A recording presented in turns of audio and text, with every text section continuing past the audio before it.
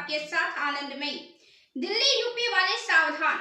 Noida traffic police ने expressway पर जाम से निपटने के लिए नया चालान घोषित किया है। पुलिस ने नोएडा एक्सप्रेसवे को ब्रेकडाउन चालान क्षेत्र घोषित किया है। इसका मतलब है कि अगर कोई गाड़ी खराब हो जाती है और ट्रैफिक में रुकावट पैदा करती है तो पुलिस चालान जारी कर सकती है और गाड़ी को जब्त भी कर सकती है।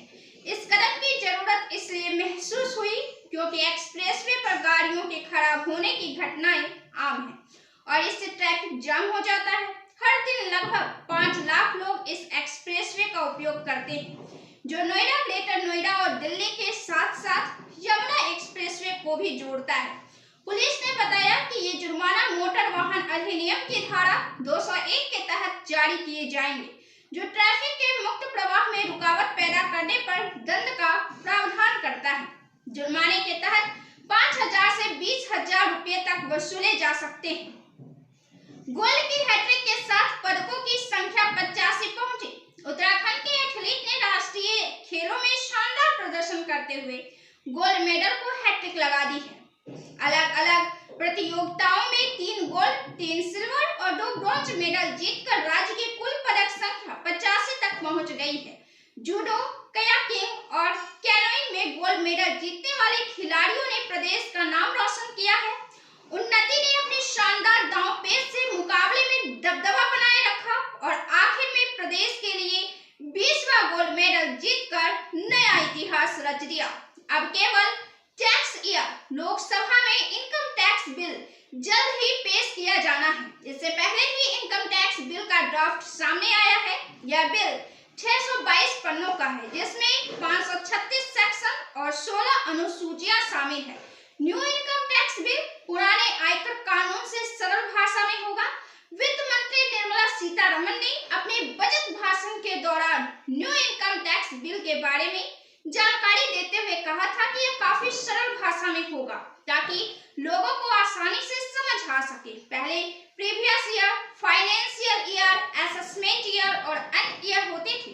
अब इन सभी ईयर को खत्म करके एक टैक्स ईयर कर दिया जाएगा ताकि टैक्स पेयर्स को आसानी से समझ आ सके। सीएम नीतीश का बड़ा ऐलान। मुख्यमंत्री नीतीश कुमार आज बापू सभागार में आयोजित विकास मित्रों के क्षमता वर्धन कार्यक्रम में शामिल हुए। मुख्यमंत्री ने कहा कि शुरू से हमने समाज के सभी वर्गों, वो चाहे हिंदू हो, मुसलमान हो, सामान्य वर्ग हो या पिछड़ा हो, अति पिछड़ा हो, दलित हो या महादलित हो, सबके हित के लिए काम किया। वंचित वर्ग के लोगों को मुख्य धारा में लाने के लिए कई विशेष कार्यक्रम एवं योजनाएं चलाई गई। महादलित वर्ग तक सरकारी योजनाओं का लाभ पहुंचाने के लिए वर्ष 2009 में बिहार महादलित विकास मिशन की स्थापना की गई, जिससे महादलित वर्ग के लोगों को काफी लाभ हो रहा है। उन्होंने कहा कि वर्ष 2023 में विकास मित्रों के मानदेय को 13,700 रुपये से बढ़ाकर 25,000 रुपये कर दिया गया। इतना ही नहीं, मानदेय में हर साल बढ़ोतरी की जा रही है। प्रति वर्ष मानदेय में 5% की वृद्धि की जा रही है। कांग्रेस सांसद प्रियंका गांधी नए लुक में पहुंची। संसद में शिरकत करने पहुंचे प्रियंका गांधी ने ब्लैक कलर का कोट पैंट पहन रखा था। एक्सेसरीज की बात करें तो साथ में लेदर का बैग और बूट ने कांग्रेस नेता के इस लुक को कंप्लीट किया। ब्लैक आउटफिट में बेहद कॉन्फिडेंट दिखी प्रियंका गांधी का संसद लुक चर्चा में छाया रहा। कांग्रेस सांसद प्रियंका गांधी वाड्रा 16 दिसंबर 2024 को फिलिस्तीन के लोगों के प्रति समर्थन और एकजुटता प्रदर्शित करते हुए एक हैंडबैग को लेकर संसद पहुंची थी। इस बैग पर फिलिस्तीन लिखा हुआ था। इस बैग की चर्चा सोशल मीडिया पर जमकर हुई और कई बीजेपी के कई बड़े नेताओं ने इस पर टिप्पणी की थी। दुनिया के सबसे भ्रष्ट देशों में भारत किस नंबर पर? भ्रष्टाचार के खिलाफ काम करने वाली अंतर्राष्ट्रीय संस्था transparency international corruption perception index 2024 जारी की है, जिसमें भारत ने निराशाजनक प्रदर्शन किया है। 180 देशों की लिस्ट में भारत 96 पायदान पर है, जो पिछले 10 सालों में भारत की सबसे खराब रैंकिंग है। 2023 में भारत की रैंकिंग 93 थी, यानी नए इंडेक्स में भारत की रैंकिंग में 3 पायदान की गिरावट आई है। रोहिंग्या मुसलमानों को बिल्कुल फ्री मिले राशन, शिक्षा, चिकित्सा, सुप्रीम कोर्ट में मामला।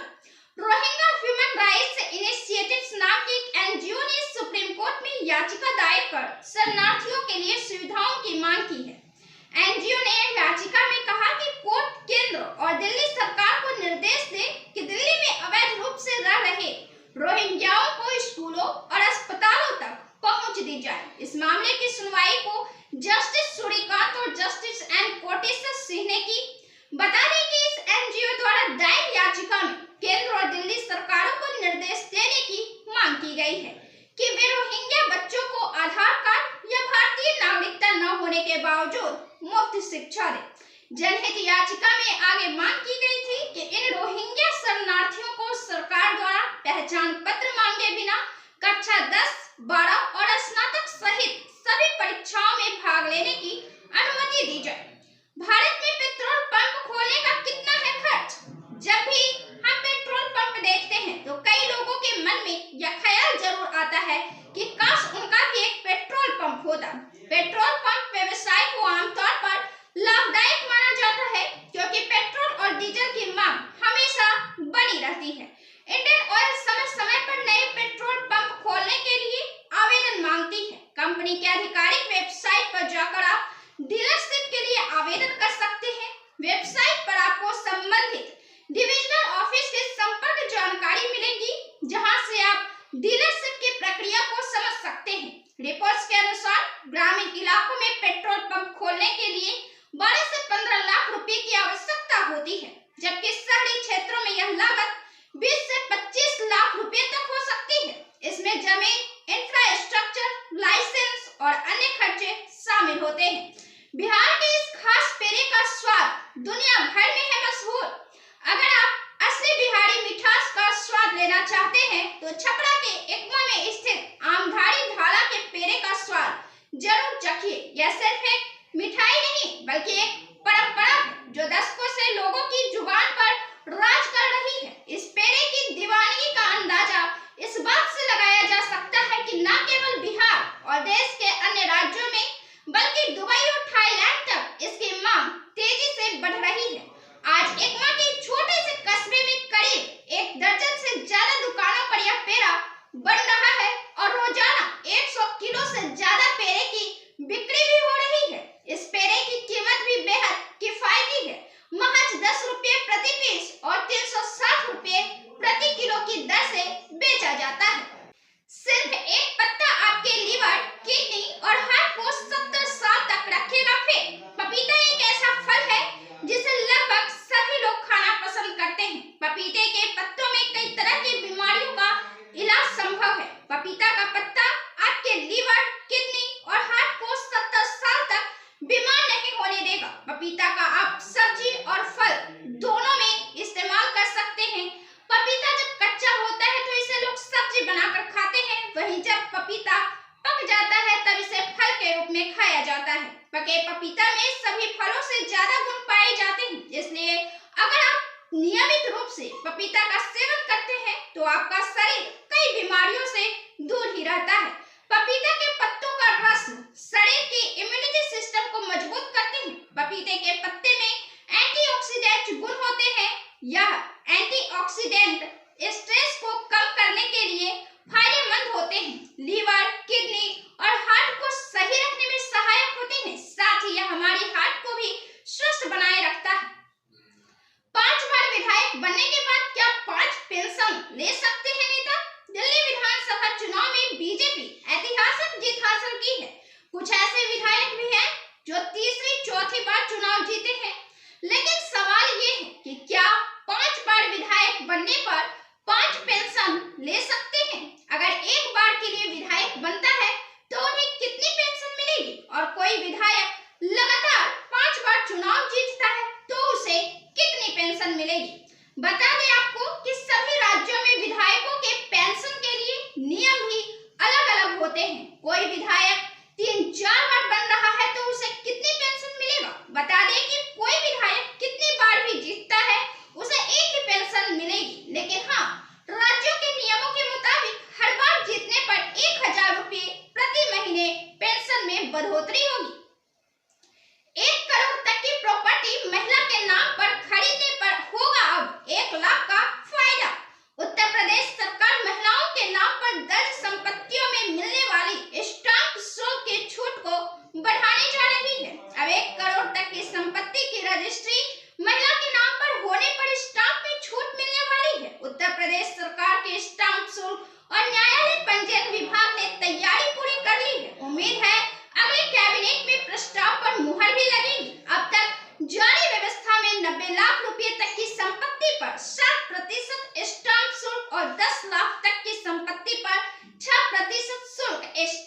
शुल्क लिया जाता है। इससे महिलाओं को 10,000 तक की छूट मिलती है। वायु प्रदूषण पर अली फजल ने बताई चिंता, सख्त नियम है जरूरी। फजल का मानना है कि हवा धर्म, आय या किसी भी चीज की परवाह नहीं करती।